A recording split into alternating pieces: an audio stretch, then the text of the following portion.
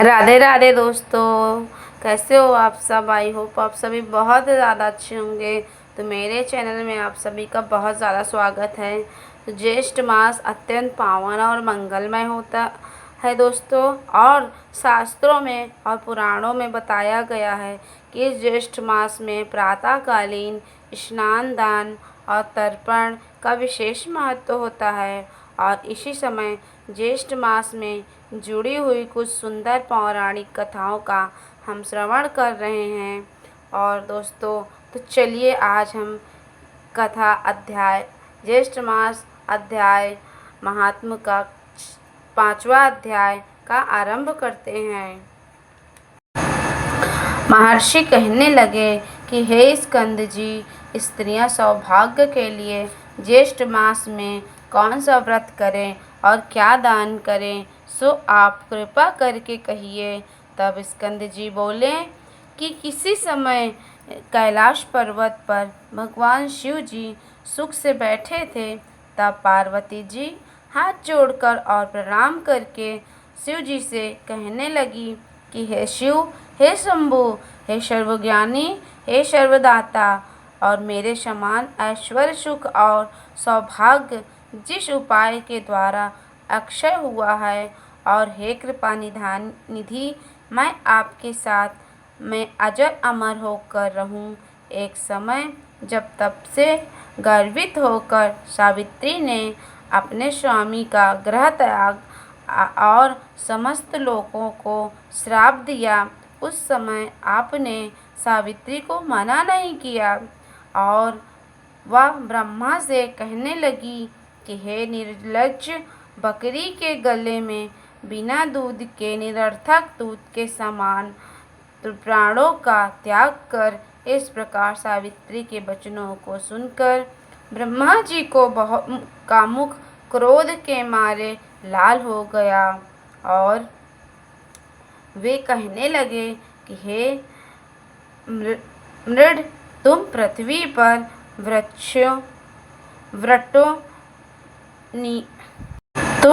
पृथ्वी पर वृक्ष योनि में होकर निवास करो। तब देवताओं ने प्रार्थना की तो सावित्री ने उसका श्राप से उद्धार कर दिया। पार्वती जी कहने लगी कि हे कृपा सिंधु, यदि आप मेरे पर अनुग्रह करें तो उस उपाय को कहिए, क्योंकि स्वर्ग लोक में महेंद्र तथा प्रजापति का नाश कहा गया है। इतनी वार्ता सुनकर श्री शिव जी बोले कि हे अर्धांगिनी, इस संसार में जितने भी द्रव्यमान पदार्थ हैं उन सब का नाश होना निश्चित है। फिर भी तुम्हारी भक्ति की वशीभूत होकर मैं उपाय कहूँगा।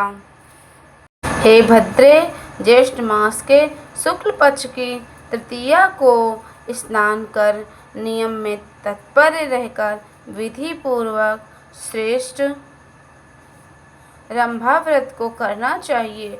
पार्वती जी कहने लगी कि हे प्रभु, ये रंभा कौन है और रंभा व्रत कैसे किया जाता है।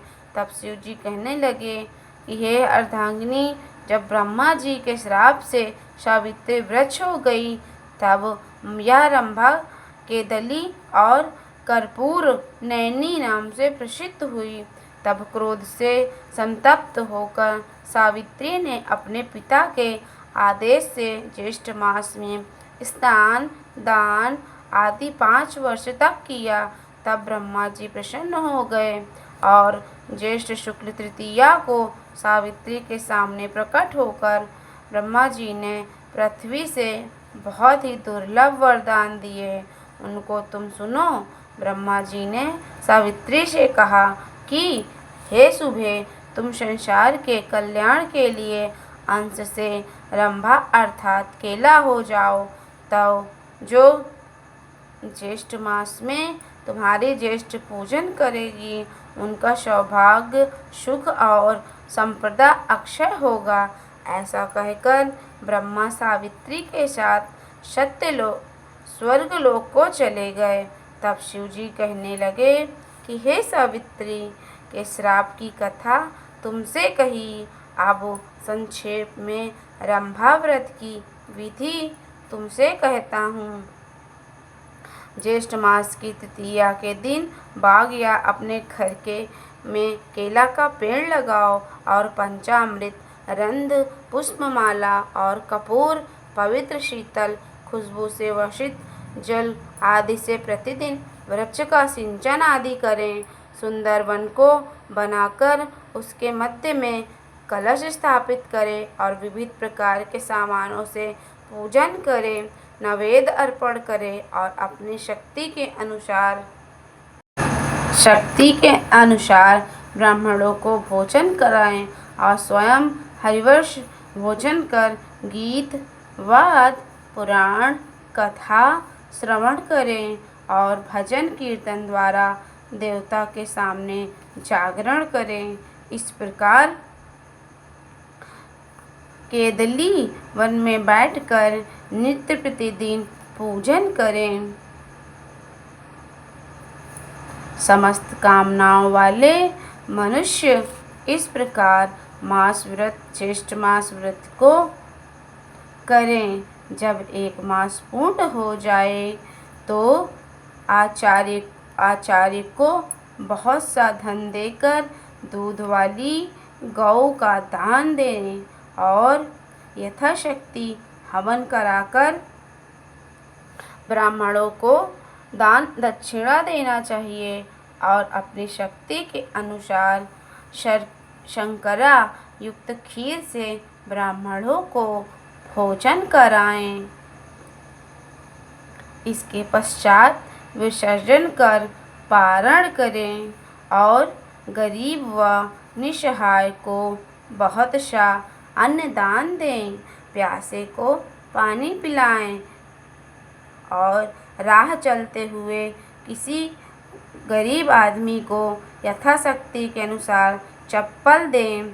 शिवजी पार्वती से कहते हैं कि हे भद्रे, पहले तुमने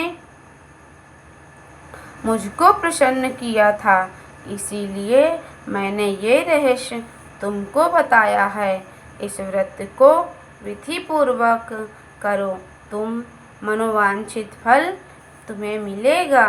तथा प्रथम सूर्यपुत्र के विग्रह से जगदीश्वर ने इस व्रत को गुप्त रखा था। उस समय इस पवित्र व्रत को जगत के गुरु श्री शंकर भगवान ने दोनों दिनों पर कृपा करें तो श्री पार्वती जी से कहा। तो हे जगत के पालनहारी, हे जगत के पालन करता श्री हरि विष्णु महाराज, जैसे आपने सभी का उद्धार किया और सभी का कल्याण किया, जो इस ज्येष्ठ मास की महात्म को सुने उनका भी कल्याण करो। श्री हरि विष्णु की सदा जय हो।